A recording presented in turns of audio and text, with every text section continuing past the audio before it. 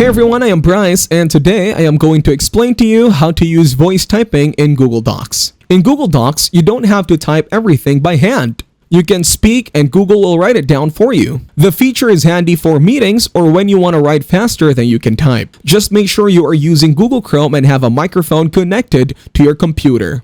To start, click on Tools and then select Voice Typing. A small box will pop up. You can change the language if needed. Click the microphone icon to begin recording. If prompted, allow access to your microphone.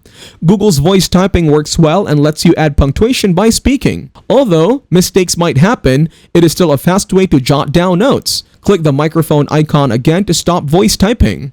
Google usually does a good job transcribing speech, especially with minimal background noise. If Google is unsure about a word, it will underline it in gray, making it easy for you to find and correct errors by hovering your mouse over the underlined text. On that note, that will be it for this video. I hope you guys got some value. Thank you for watching and see you in the next one.